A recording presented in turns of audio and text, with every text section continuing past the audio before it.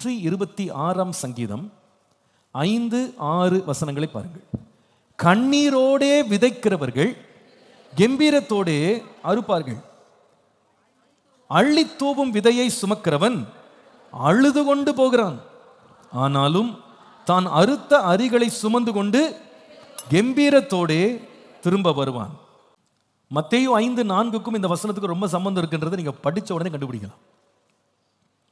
ஒருவன் கம்பீரத்தோടെ அறுவடை செய்து நான் ஆசீர்வதிக்கப்பட்டேன், நான் பாக்கியவானா மாறினேன் என்று ஒருவன் பிற்காலங்களில் அவன் சாட்சி சொல்ல வேண்டுமானா அவனுடைய ஆரம்பம் எப்படி இருக்கும்னா கண்ணீரோட விதைக்க வேண்டும். கண்ணீரோட விதைக்கும். அள்ளி தூவுகிற விதையை சுமக்கிறவன் அழுது கொண்டே போகிறான்.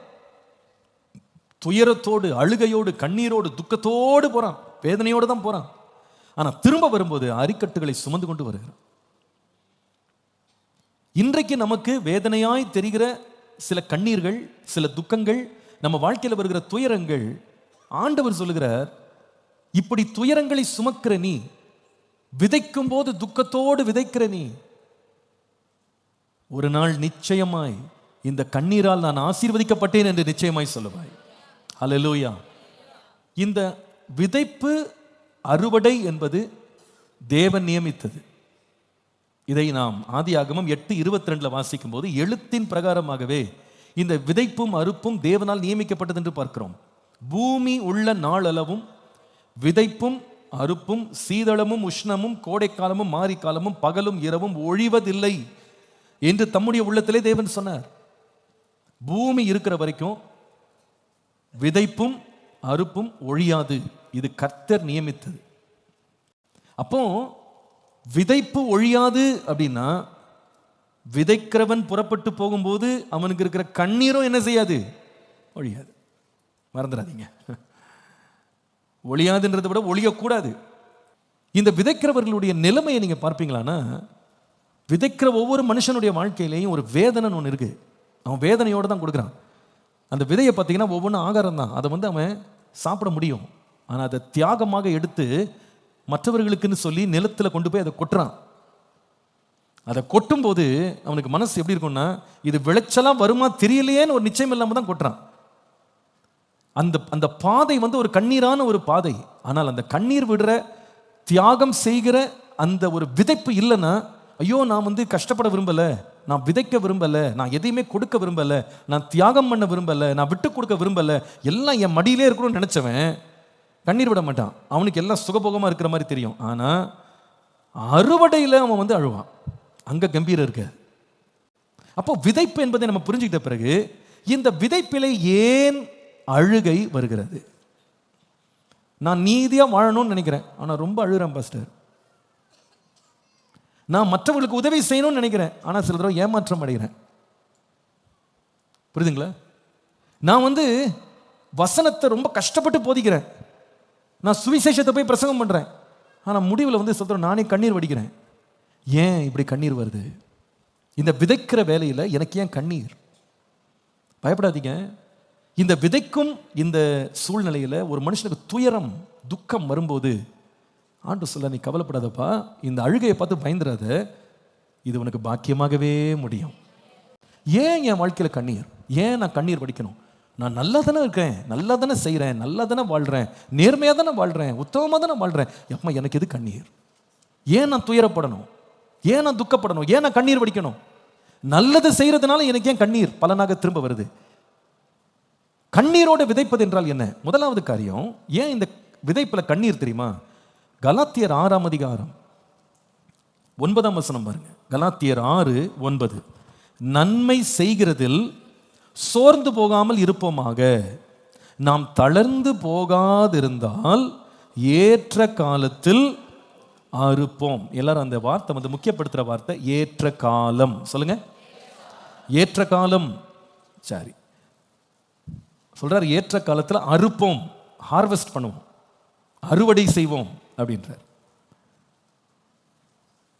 நன்மை செய்கிறது நல்லதுதான்.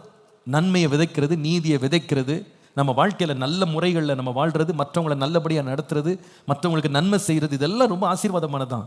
ஆனால் இந்த மற்றவங்களுக்கு நல்லது செய்யணும், நல்லபடியாக வாழணும், நேர்மையாக வாழணும்னு நம்ம தெரிந்தெடுக்கிற இந்த பாதையில் ஏன் நம்ம கொஞ்சம் கூட எதிர்பார்க்காத ஒரு கண்ணீர் நமக்கு வருது தெரியுமா? இந்த நல்லபடியாக வாழணும், நன்மை செய்யணும் நம்ம முயற்சி எடுக்கும்போது நாம் எதிர்பார்க்கிற காலத்தில் அறுவடை வராது. அதான் பிரச்சனை. அறுவடை நாம் எதிர்பார்க்கிற காலத்தில் வராது. ஏன் கண்ணீர் தெரியுமா? விதைப்புல ஏன் ஒரு மனுஷன் நல்ல விதை விதைக்கும் போது ஏன் அவனுக்கு கண்ணீர் என்றால், there can be tears in sowing because sowing demands perseverance in time. காலத்தின் பொறுமையை இந்த விதைப்பு எதிர்பார்க்கிறது. காலம் ரொம்ப பொறுமையாக வேலை செய்யுது. அவர் சொல்றாரு, நீங்க நன்மை செய்றீங்க, ஆனால் அந்த நன்மை செஞ்சுட்டே இருக்கும்போது நடுவில் என்ன வந்துடும்னா சோர்வு வந்துருமா. சோர்வு. தீமை செஞ்சு சோர்வு இல்லை, எது செஞ்சு சோர்வு? இப்படி நன்மை செஞ்சு சோர்வு அடைஞ்சவங்களாம் யாருன்னு கேட்டால் எல்லாருமே கிட்டத்தட்ட கை தூக்கிடுவீங்க. நிறைய பேர் நன்மை செஞ்சு சோர்ந்து போய் நன்மை செய்கிறதே கைவிட்டவங்களாம் இருக்கிறாங்க. போதுங்க, சும்மா இப்படியே செஞ்சுக்கிட்டு இருந்து என்ன கண்டோம் போங்க, இப்படியே நம்ம அமைதியாக இருந்து என்ன கண்டோம், நீதியாக வாழ்ந்து என்ன கண்டோம், சத்தியத்தில் வாழ்ந்து என்ன கண்டோம், உத்தமாக வாழ்ந்து என்ன கண்டோம், கையை உத்தமத்திலே கழுவி கழுவி என்ன கண்டோம், ஒன்றும் காணலை. அப்போ நல்லபடியாக நடக்கும்போது, நல்ல விதை விதைக்கும் போது ஏன் கண்ணீர் வந்துடுதுன்னு கேட்டால், இது எப்போ தான் விளையுமோன்னு தெரியலையே. அதனால இந்த நல்ல விதைகளை விதைக்கிறவனுக்கு கண்ணீர் வருதான். ஏன்னா இது எப்போ விளைச்சலாக வரும்னு அவனுக்கு தெரியாது. ஆனால் நல்லா கவனிங்க, அதே வயல் பக்கத்தில் இன்னொரு வயலை பார்க்குறான், அங்கே யாருமே விதைக்கலைங்க, யாருமே விதைக்கலை. விதைக்கிறவன் புறப்பட்டு விதையை விதைக்கவே இல்லை. ஆனால் விதைக்காமலே மழைன்னு களைகள் வளர்ந்து நிற்கிது. அப்போ இவன் பார்க்குறான், நான் நல்ல விதையை விதைச்சிக்கிட்டு காத்துக்கிட்டே கிடக்கிறேன், விதைக்கவும் இல்லை, தண்ணியும் பாய்ச்சலை, ஓரமும் போடலை, கஷ்டப்படவே இல்லை. அது பார் மழைன்னு வளர்ந்துருக்கு.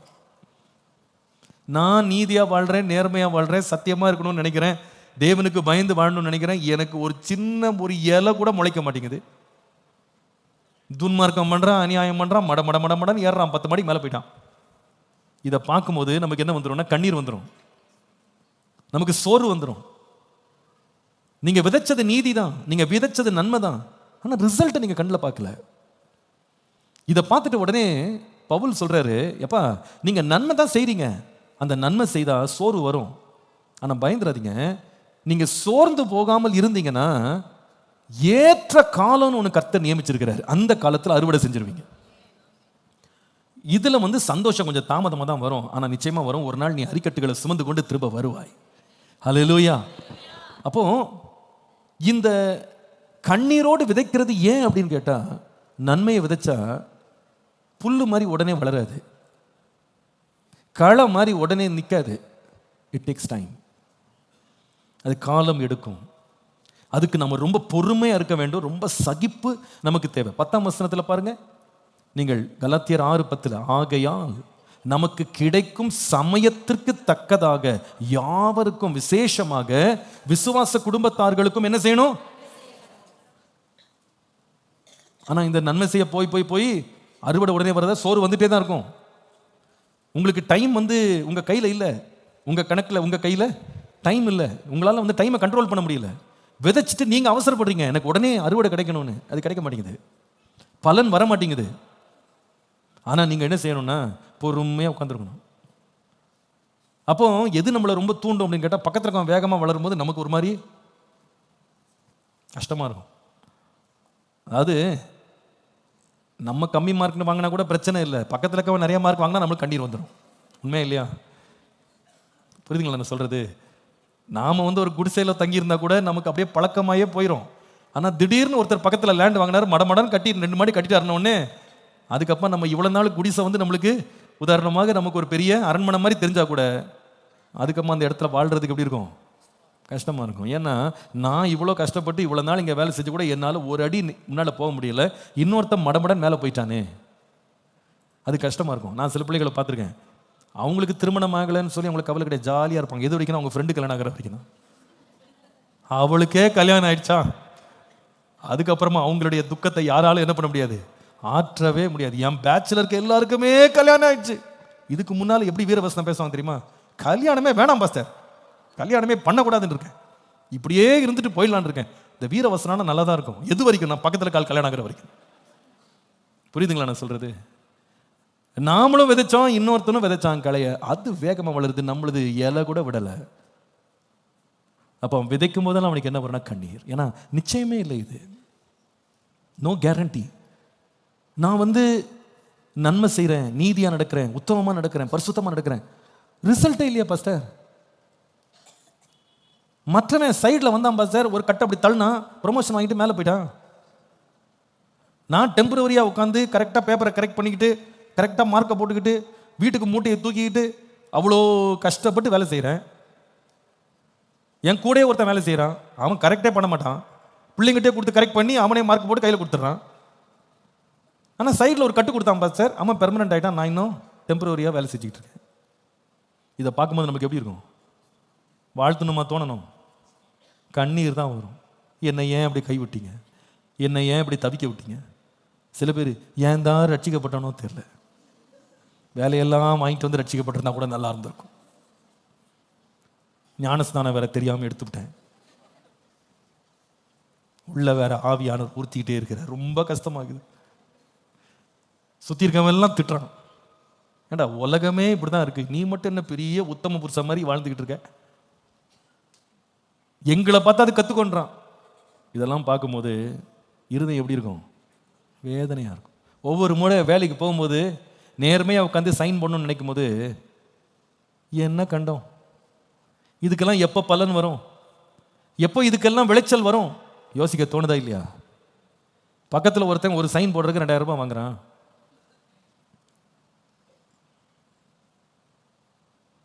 நீங்கள் சைன் போடும்போது கொடுக்குறேன்றவங்க கூட வேண்டாம்ப்பா, எனக்கு அவ்வளோ அவசரமாக நான் மேலே வர வேண்டிய அவசியம் இல்லை, நான் பொறுமையாக வரேன், ஒன்றும் பிரச்சனை இல்லை அப்படின்னு சொல்கிறது கண்ணீரோடு தான் வரும். நான் சொல்ல உண்மையே இல்லையா? நீதியாக நான் விதைச்சேன், பலன் உடனே வரல. நான் சிலருடைய குறைவுகளில் போய் உதவி செய்தேன், ஆனால் அவங்க நன்றி இல்லாதவங்களா போயிட்டாங்க. ஒருத்தங்களுக்கு சோறு வந்துடுது. எவ்வளோ செஞ்சேன் தெரியுமா? நான் எங்கள் வீட்டில் எல்லாருமே கை விட்டாங்க, நான் ஒருத்தன் தான் போய் எடுத்து போய் எல்லா வேலையும் செஞ்சு கடன் வாங்கி எல்லாத்தையும் முடிச்சு கொடுத்தேன். கடைசியில் அவங்கெல்லாம் நல்லவங்க ஆகிட்டாங்க, நான் மட்டும் தான் பொல்லாதவன் ஆகிட்டேன். அனுபவங்கள் இருக்கா இல்லையா வாழ்க்கையில்? இல்லையா? நான் தாங்க வேலைக்காரி மாதிரி போய் எல்லாத்தையும் எடுத்து போட்டு செஞ்சேங்க, கடைசியில் நான் தான் பொல்லாதவள் ஆகிட்டேன். மற்றவங்களாம் விஐபி மாதிரி வந்துட்டு போவாங்க, இப்போ அவங்களாம் ரொம்ப நல்லவங்களாயிட்டாங்க. யோசிக்க தோணுதா இல்லையா மனசு? அப்போ என்ன தோணுது? இனி எதுக்கு நம்ம போனோம், நான் வரமாட்டேன் மனசு சொல்லுதா இல்லையா?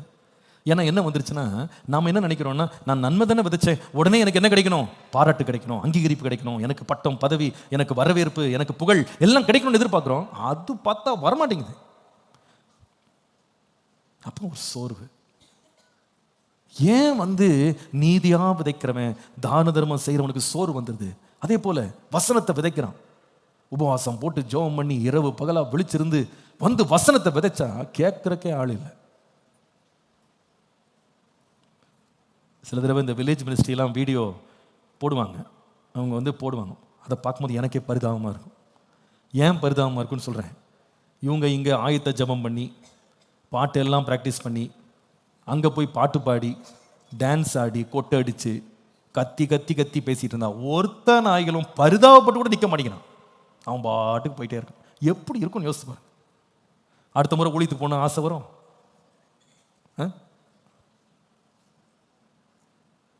ஒருத்தன் கூட நிற்க மாட்டேங்கிறான். ஒரு நாள் இதை நான் பார்த்துட்டு இன்னொரு காட்சி பார்த்தேன், தயவுசெய்து தப்பாக நினைக்காதீங்க. நம்ம ஊரில் ஒருத்தர் அரசியல்வாதி இருக்கார், அவர் மாடெல்லாம் கட்டி போட்டு அவர் என்ன பண்ணார், அதுங்களுக்கெல்லாம் பிரசங்கம் பண்ணார், அதுங்கிட்ட பேசினார். நான் நினச்சேன், இந்த மாதிரி வில்லேஜ் மினிஸ்ட்ரியில் இந்த கிராமங்களில் இருக்கிற மாடெல்லாம் கூட கட்டி போட்டு பேசினா கூட அது கூட ரட்சிக்கப்பட்டுரும் போல இருக்கு. அது கூட புழுதியில் உட்காந்து சாம்பலில் உட்காந்து அது மனம் திரும்பிடும் போல இருக்கு. எப்படி அதே இடத்துக்கு திரும்ப போறதுக்கு மனசு வரும் சொல்லுங்க பாப்போம்? ஒரு பிரசங்கம் பண்ணி முடிச்சா 10 பேர் ரொம்ப நல்லா இருக்கு பாஸ்டர், நல்லா இருக்கு பிரதர், நல்லா இருக்கு சிஸ்டர், சூப்பரா பேசுறீங்கன்னு சொன்னா மனசு கொஞ்சம் ஆறுதலா இருக்கும். யாருமே சட்டை பண்ணல, பேசிட்டு இருக்கும் போதே பாதி பேர் எழுந்து போயிட்டாங்க. 2 பேர் தூங்கிட்டாங்க அப்படின்னா அந்த வசனத்தை விதைக்கிறவனுக்கு எப்படி இருக்கும்? சோறும். எதுக்கு நான் இங்க வரணும்? எதுக்கு இங்க வரணும்? சோர்வுக்கு காரணம் ஒரு மனுஷன் விதைக்கிறான், ஆனா கண்ணீரோடு ஏன் விதைக்கிறான்னா இது எப்பதான் பலன் கொடுக்கும்? ஜெபிக்கிறான், எப்பதான் பதில் வருமோ தெரியலையே, உடனே வந்தா நல்லா இருக்கும், உடனே வந்தா நல்லா இருக்கும். அப்போஸ்தலனாகிய பவுல் இதை தன்னுடைய அனுபவத்துல, ஊழியத்துல இதை அனுபவித்ததை அவர் சொல்லுகிறார். அப்போஸ்தலர் நடபடிகள் 20:31 ஆனபடியால் நான் 3 வருஷ காலமாய் இரவு பகலாக கண்ணீரோட இடைவிடாமல் அவனவனுக்கு புத்தி சொல்லி கொண்டு வந்ததை நினைத்து விழித்திருங்கள். அப்படியே பிரசங்கம் பண்ண அழுதுட்டே தான் பிரசங்கம் பண்ணியிருக்காரு. இது எப்போ மாறுமோ, எப்போ திரும்புவாங்களோ, எப்போ மனம் திரும்புவாங்களோ, எப்போ இவங்க சீர்படுவாங்களோ, எப்போ இதெல்லாம் ஸ்திரப்படுவாங்களோ. அப்போ பிரசங்கம் பண்ணும்போதே அவருக்கு ஒரே அழுகதான். அவருக்கு கண்ணீரோட இரவு பகலும் இடைவிடாமல் அப்படியே அழுதே பிரசங்கம் பண்ணியிருக்காரு. அவர் சொல்கிறார், இதெல்லாம் நான் சொன்ன நினச்சிக்கிடுங்கப்பா, மறந்துடாதீங்க, அழுதுகிட்டே தான் சொன்னேன், நான் இதை கண்ணீரோட சொன்னேன், பெரிய விலை கொடுத்து தான் நான் இதை செஞ்சேன். அவர் சொல்வார், நான் பட்ட பிரயாசம்லாம் வீணாக போயிடுமோன்னு எனக்கு கொஞ்சம் பயமாக இருக்குன்றாரு. எனக்கு கொஞ்சம் பயமாக இருக்குது. எல்லாம் நீங்கள் ஆவியில் ஆரம்பிச்சிங்க, இப்போ மாம்சத்தில் வந்துட்டீங்க, எனக்கு கொஞ்சம் பயமாக இருக்குது. ஒரு காலத்தில் கண்ணை பிடிங்க கொடுக்க ரெடியாக இருந்தீங்க, இப்போ பார்த்தா நீங்கள் எல்லாம் அமைதியாக இருக்கீங்க, மாம்சத்துக்கு போயிட்டீங்க, இதை பார்த்தா எனக்கு கொஞ்சம் பயமாக இருக்குது. அப்போ ஒரு ஊழியனாக இருக்கலாம், நன்மை செய்கிற ஒரு தேவ பிள்ளையாக இருக்கலாம், தர்மங்களை செய்கிறவர்களாக இருக்கலாம், அதற்கு நீங்கள் எதிர்பார்த்த பலன் நீங்கள் எதிர்பார்த்த நேரத்தில் வரலை, காலம் தாமதிக்குது, உங்கள் அவசரத்துக்கு அது ஈடு கொடுக்க மாட்டேங்குது, அந்த பலனுடைய நேரத்தை உங்களால் கட்டுப்படுத்த முடியலைன்னு உடனே கண்ணீர் வந்துடும், சோறு வந்துடும். நான் தொடர்ந்து செய்யணுமா? ஆனால் இயேசு சொல்லுகிறார், நீங்கள் விதைக்கிறீங்க, நன்மையை விதைக்கிறீங்க, கொடுக்குறீங்க, நீங்கள் ஆண்டவருடைய ஊழியத்தை செய்கிறீங்க, அதை கண்ணீரோடு நீங்கள் செய்கிறீங்களா? கம்பீரத்தோடு ஒரு நாள் அறுப்பீங்க. ஹல்லேலூயா. கம்பீரத்தோடு அறுப்பீங்க, நிச்சயமாய் ஒரு நாள் அறுவடை செய்வீங்க. கர்த்தர் உங்கள் வருத்தத்திற்கான பலனை கர்த்தர் உங்களுக்கு தருவார். துயரப்படுறீங்களா? நீங்கள் பாக்கியவான்கள். ஒருத்தன் கண்ணீர் விட்டு ஒரு வேலையை செய்கிறான் அப்படின்னா அர்த்தம் என்ன தெரியுமா? அவன் இருதயம் அதில் இருக்குன்னு அர்த்தம். சும்மா கடமைக்கு நாம செய்யலை. இந்த கண்ணீரும் வேர்வையும் நம்முடைய உண்மைத்தன்மையை வெளியே கொண்டு வந்துடும். ரெண்டும் தண்ணி தான், ஆனால் இது ரெண்டுமே உண்மைத்தன்மையை வெளியே கொண்டு வந்துடும். கண்ணீரோடு விதைக்கிறவன் கடமைக்காக விதைக்கிறவன் கிடையாது. வேர்வை சிந்தாமலே வேலை செய்யணும்னு நினைக்கிறவனும் இருதயபூர்வமாக செய்கிறவன் இல்லை. வேர்வையை சிந்தி கண்ணீர் விட்டு துக்கத்தோட வேதனையோட செய்கிறவன் இருக்கான் பாருங்க, பாரத்தோட செய்கிறவன் இருக்கான் பாருங்க. மனுஷன் அவனுடைய இருதயத்தை பார்க்காம இருக்கலாம், கர்த்தர் அவன் இருதயத்தை பார்க்கிறார். அதற்கு நிச்சயமாய் பலனை ஒரு நாள் தருவார். ஹல்லேலூயா. நாம வசனத்தை விதைக்கும் போது காலம் தாமதமாகுது பாருங்க, அதுதான் நம்மளுக்கு கண்ணீரை கொண்டு வந்துடும். ஆனால் வேதம் சொல்லுது, அப்போ கூட சோர்ந்து போகாம கண்ணீர் வந்தா கூட பரவாயில்ல, கண்ணீரோடையே விதை. ஹல்லேலூயா. உன்னுடைய கண்ணீருக்கு பதில் உண்டு. நிச்சயமா கர்த்தர் ஒரு நாள் விளைச்சலை கொண்டு வருவார். நீ கண்ணீரோடு துயரப்படுகிறாயப்பா, நீ பாக்கியவான், நீ பாக்கியவான். நீ விட்ட கண்ணீர் ஒன்று கூட வீணாக போகவே போகாது. விட்ட கண்ணீர் வீணாக போகவே போகாது. நீங்க அழுது ஜெபித்த ஜெபங்கள் வீணா போகாது. நீங்க எடுத்த அன்பின் பிரயாசங்களை மறக்கிறதற்கு தேவன் அநீதி உள்ளவர் அல்ல. நீங்க விதைச்ச விதைகள் நிச்சயமா ஒரு நாள் பலன் கொடுக்கும், நிச்சயமாய் பலன் கொடுக்கும். ஹல்லேலூயா. ரெண்டாவது, ஏன் தெரியுமா விதைக்கிறவனுக்கு கண்ணீர் வருது தெரியுமா? கண்ணீரோடு விதைக்கிறான் போட்டிருக்க. எதுக்கு அவனுக்கு கண்ணீர் வரணும் அப்படின்னு கேட்டா, லூக்கா 13:6-9 ஒரு சம்பவத்தை பார்க்கலாம். இயேசு சொன்ன இந்த ஓமையில பாருங்க, ஒருவன் ஒரு திராட்சை தோட்டத்தில் ஒரு அத்திமரத்தை நட்டிருந்தான். அவன் அதிலே கனியை தேடின போது ஒன்றும் காணவில்லை. அப்பொழுது அவன் தோட்டக்காரனை நோக்கி, இதோ 3 வருஷமாய் இந்த அத்திமரத்தில் கனியை தேடி வருகிறேன், ஒன்றையும் காணவில்லை, இதை வெட்டி போடு, இது நிலத்தை ஏன் கெடுக்கிறது என்றான். அதற்கு அவன், ஐயா, இது இந்த வருஷமும் இருக்கட்டும், நான் இதை சுற்றிலும் கொத்தி எரு போடுவேன், கனி கொடுத்தால் சரி, கொடாவிட்டால் இனிமேல் அதை வெட்டி போடலாம் என்று சொன்னான். நல்ல ஒரு அழகான சம்பவம் அது. ஒருத்தர் அத்தி மரத்தை நட்டுட்டாரு திராட்சை தோட்டத்தின் நடுவில். 3 வருஷமா வர்றாராம். பார்த்தா ஒரு கனி, நோ எஃபெக்ட், எந்த ஒரு பலனுமே இந்த அத்தி மரத்தில் கிடைக்கல. ஒன்று சொல்றாரு, வெட்டி போட்டிருப்பான்றாரு. இது சும்மா நிலத்தை கெடுத்துக்கிட்டு வேலை, சும்மா நமக்கு வீண் செலவு, இதை எடுத்து போடு. தோட்டக்காரன் உடனே உள்ள வந்து சொல்லுகிறான், ஏன்னா அவன் தான் நட்டவன் பாருங்க, அவன் தான் அந்த பாதுகாத்து பராமரிக்கிறவன், அதுக்காக கஷ்டப்பட்டவன், கண்ணீரோட விதைச்சவன். அவனுக்கு தெரியுது 3 வருஷமா இது கனி கொடுக்கலன்னு. இப்போ அவன் என்ன சொல்றான் தெரியுமா? நட்டுட்டேன், தண்ணியும் பாய்க்கிறேன், கனி வரலன்ன உடனே அவன் உடனே என்ன பண்ணுகிறான்னா, வெட்டி போடுறதுக்கு இடம் கொடுக்காம உடனே அவன் சொல்லுகிறான், நான் இப்போ என்ன செய்வேன்னா இதை சுற்றிலும் கொத்தி என்ன பண்ணுவேன், எரு போடுவேன். நான் சொல்லுவேன், கண்ணீரோடு விதைக்கிறதற்கான காரணம் என்ன தெரியுமா? ஒரு மனுஷன் ஒன்றை விதைச்சிட்டான் அப்படின்னா விதைச்சிட்டு அவன் தூங்கிட முடியாது. விதைத்த பிறகும் விதைத்த அந்த விதைக்காக அவன் தொடர்ந்து வேலை செஞ்சுக்கிட்டே இருக்கணும். வேலை செய்யலைன்னா அவனுக்கு வந்து பலன் கிடைக்காது. sowing demands persevering through tough tasks. கடினமான வேலைகளை தொடர்ந்து செய்வதில் சோர்ந்து போகாமல் இருக்கணும். அதனால தான் கண்ணீர். அதுதான் கண்ணீர். இந்த விதை வந்து ரப்பர் பால் இல்லை. ரப்பர் பாலை ஒரு இடத்துல வச்சிங்கன்னா வச்ச மாதிரியே இருக்கும், அதுக்கு மெயின்டெனன்ஸே கிடையாது. ஆனால் விதையை விதைச்சிட்டிங்கன்னா அதுக்கு ரொம்ப மெயின்டெனன்ஸ் தேவை. விதைச்சிட்டா என் வேலை முடிஞ்சது, கையை அண்ணாந்து நல்லா உயர்த்திட்டு, அப்பா என் வேலை முடிஞ்சதப்பா நான் வீட்டுக்கு போகிறேன், நான் 6 மாதம் கழித்து கனி பறிக்க வரேன்னா வர முடியாது. தோட்டக்காரன் வேலை என்னென்னா, இன்றைக்கி விதைச்சேன், நாளைக்கு வந்து பார்க்கணும், நாளைக்கு வந்து தண்ணி ஊற்றணும், அது வளர்ந்துருச்சா அதை சுற்றி வந்து திருப்பி எரு போடணும், அது கொஞ்சம் பூச்சி பிடிச்சா பூச்சியை க்ளீன் பண்ணணும், அதுக்கு மருந்து அடிக்கணும், மருந்து அடிக்கணும். புரியுதுங்களா நான் சொல்கிறது? எங்கேயாவது வளைஞ்சிச்சுன்னா சைடில் ஒரு கொம்பை வைக்கணும். அவன் சேத்திலே தாங்க கிடக்கணும். எது வரைக்கும்னா கனி எடுக்கிற வரைக்கும் சேத்திலே தான் கிடக்கணும், சேற்றிலே கிடக்கணும். நீதியின் கிரியைகள் நம்முடைய வாழ்க்கையில் தேவன் ஆரம்பித்த நற்கிரியைகள்லாம் நீங்கள் ஆரம்பித்தோம், ஒரு நாள் போனேன், முடித்தேன், எழுந்தேன், வந்தேன்னு கிடையாது. It keeps taking your energy. அது தொடர்ந்து உங்களுடைய நேரத்தையும் பொழுதையும் உங்களுடைய ஈடுபாடையும் உங்களுடைய ஆர்வத்தையும் டெய்லி கேட்டுக்கொண்டே இருக்கும். ஒரு நாள் உங்களை சும்மா விடாது. இந்த மனுஷன் பாவம் இந்த மரத்தையும் நட்டி விட்டு 3 வருஷமா தண்ணியும் பாய்ச்சிட்டு இப்போ சொல்கிறான், கொத்துறங்க எருவும் போடுறேன்றான். எதுக்கு? இந்த மரம் கனி கொடுக்குற இவன் படுற பாடு. கண்ணீர் ஏன் வரும் அப்படின்னா, நமக்கு முன்பாக நாம் செய்த நல்ல கிரியைகளோ நாம் எழுப்பினவைகளோ நமக்கு தொடர்ந்து நமக்கு கடின வேலைகளை கடின பாரங்களை நம்ம மேல் கொண்டு வருது பாருங்க, அதுதான் நம்ம கண்ணீரை கொண்டு வரும். இதில் என்னன்னா, பலன் வந்துட்டா கூட பரவாயில்ல, பலன் வந்துட்டாலும் பரவாயில்ல, சிலரும் வராது, ஆனால் வேலை மட்டும் வாங்கும்.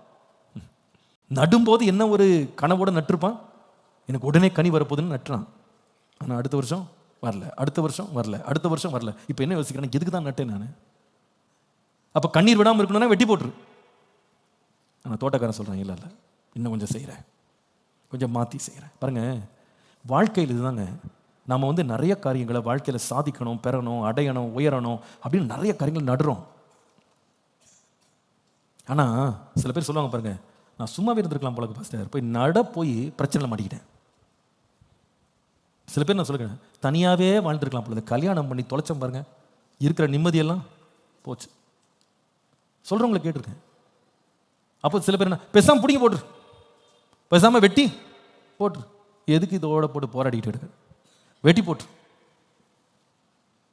ஆனால் கண்ணீரோடு விதைக்கிறேன். எப்படி பண்ண தெரியுமா? 3 வருஷம் ட்ரை பண்ணுங்க, ஒர்க் அவுட் ஆகலை.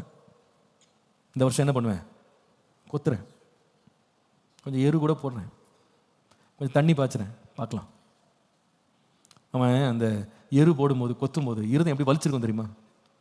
எவ்வளோ நாள் தான் இப்படி நான் பராமரிக்கிறது, இவ்வளோ கஷ்டப்படுறேனே, 1 வருஷத்தில் இது பலன் கொடுக்குமா தெரியல.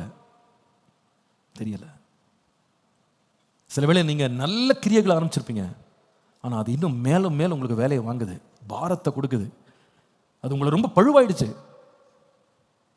தொடரணுமா?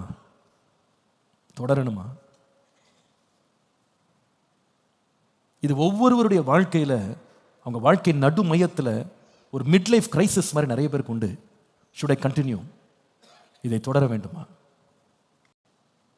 சில வேளையில் ஊழிய பாதையில் இப்படி இருக்கும் உங்களுக்கு, இவ்வளோ போய் நான் உழைச்சேன், ஊழியம் செய்தேன், கஷ்டப்பட்டேன், ஆனால் களையை வதச்சிட்டு போயிட்டானே, களையை பச்சை பசேல்னு வளர விட்டான். அந்த வயல் பக்கம் வர்றவெல்லாம் பயிரை கூட பார்க்கறதில்ல, களையை தான் பார்த்துக்கிட்டு இருக்கான். சில தடவை வேதனையாக இருக்கும். சில தடவை இந்த வலைதளங்கள்லாம் வந்து சில வேளையில் வந்து ரொம்ப மோசமான செய்திகள்லாம் போடும்போது எனக்கு அதை பற்றி நம்ம கவலை இல்லை, நான் ரொம்ப கவலைப்பட மாட்டேன், என்னன்னா போடுங்கன்னு. ஏன்னா எனக்கு தெரியும், என் மனசாட்சிக்கு தெரியும், கர்த்தர் அறிவார் என்னுடைய உள்ள என்னன்னு கர்த்தர் அறிவார். எனக்கு நல்ல அதில் ஒரு தெளிவு இருக்குது. அதனால் எனக்கு பயம் கிடையாது. எங்கள் ஜனங்கள் எப்படி எங்களை பார்க்குறாங்க, அதனால் எனக்கு பயம் கிடையாது. ஆனால் நான் எதுக்கு ரொம்ப பயப்படுவேன் தெரியுமா? ரொம்ப மனசு வேதனைப்படுவேன் தெரியுமா? நான் ஊழியம் செய்கிறதுல பெரும்பாலான இடங்கள் நான் சனிக்கிழமை ஞாயிற்றுக்கிழமை சர்ச்சில் இருக்கேன். மற்றபடி சாயங்கால நேரங்கள்லாம் விசுவாசிகளை கவனிக்கிறேன், கூட்டங்களுக்கு போகிறேன், இது கல்யாணங்கள் நடத்துறது, இதெல்லாம் கூட்டங்கள் இதெல்லாம் நடக்குது. ஆனால் ஒர்க்கிங் டே எல்லாத்துலேயும் நான் எங்கே உட்காந்துருக்கேன்னா ஸ்கூல்ஸில் போய் உட்காந்துருக்கேன். அங்கே வந்து உட்காந்துருக்கிறது அத்தனை பேர் 98% ஆண்டவரை அறியாத பிள்ளைங்க. எனக்கு என்ன மனசு கஷ்டமாக இருக்கும்னா, வேறு யாருன்னா பார்த்துட்டு என்னென்ன பேசிட்டு போனோம், எனக்கு அதை பற்றி பிரச்சனை இல்லை. ஆனால் ஆண்டவருடைய வார்த்தையை நான் முதல் முறை ஒருத்தன் கேட்குறான் பாருங்க, அவன் இதை பார்த்தானா இடருவானா இடர மாட்டானா, அதுக்கு தான் நான் பயப்படுவேன். அப்போ அது வேதனையாக இருக்கும் அதை பார்க்கும்போது. இப்படி போடுறாங்களே, நம்ம ஃபோட்டோ போட்டு இப்படி பண்ணுறாங்களே, இதை வந்து ஒரு ரட்சிக்கப்படாத ஒரு பிள்ளைனா நாங்கள் அதிகம் ஊழியம் செய்கிறது அங்கே தான். நான் என்னை பொறுத்த வரைக்கும் இங்கே எனக்கு வர்ற கூட்டத்தை விட அதிக கூட்டம் வந்து பள்ளிக்கூடங்களில் தான். 25 வருஷமாக செய்கிறேன், பிரபலம் இல்லாமல் செய்கிறேன். ஆனால் இதை ஒருத்தன் பார்க்கும்போது, நம்ம இவ்வளோ கஷ்டப்பட்டு விதைச்சிக்கிட்டு இத்தனை வருஷமாக கட்டிக்கிட்டு இருக்கோம், ஒருத்தன் வந்து என்ன பண்ணுறான், ஈஸியாக வந்து ஒரு கலையை வச்சுட்டு ராத்திரியில் வச்சுட்டு அவன் மட்டும் போயிட்டான். யார் அவனை கேட்குறது? யாருதுப்பான்னு கேட்க முடியுமா? இதுக்கு ஒவ்வொரு இடமா போய் விளக்கம் கொடுக்க முடியுமா? கொடுக்க முடியாது. அதான் கண்ணீர். உங்கள் வாழ்க்கையில் இந்த மாதிரி தூற்றி திரிகிறவர்கள் வாழ்க்கையில் வருவாங்க, ஒரு வேலையும் செய்யாமல் கலையை மட்டும் வச்சுட்டு போயிட்டே இருப்பான். ஆனால் கடைசியில் பார்த்தா அவன் தான் நிறைய வேலை செஞ்ச மாதிரி இருக்கும். ஏன்னா கழை தான் பெருசாக வளர்ந்து நிற்கும், அதுதான் ரொம்ப பிரபலமாக எல்லாருக்கும் தெரியுது, பாரு நான் தான் பெரிய ஆளாக இருக்கேன்னு காட்டும். ஆனால் உண்மையாக கஷ்டப்பட்டவன் யாரு? அந்த விவசாயி. உங்கள் வாழ்க்கையில் அப்படி நீங்கள் கஷ்டப்படுறீங்களா? பாஸ்டர் பட்டதெல்லாம் நான் பாஸ்டர், களையை வச்சுட்டு போயிட்டு முழு கவனத்தை அந்த பக்கம் திருப்பிட்டாங்க, நான் இன்னைக்கு கண்ணீரில் இருக்கேன் நான், சொல்கிறீங்களா? துயரப்படுகிறவர்கள் பாக்கியவான்கள். நான் என்னெல்லாம் கண்ணீர் விட்டேனோ அவைகள் எல்லாவற்றையும் தன்னுடைய துருத்தியில சேர்த்து வைத்து ஞாபகப்படுத்தி வைத்திருக்கிறவர் என் கர்த்தர். ஒரு சொட்டு கண்ணீருக்கும் பலன் கொடுக்காம என் ஆண்டவர் விடவே மாட்டார். அதை மறந்து போக மாட்டார். அதை நினைவு கூறுவா. ஒரு நாள் இதற்கு எல்லாத்துக்கும் பதிலாக கம்பீரம் வரும். அல்லேலூயா.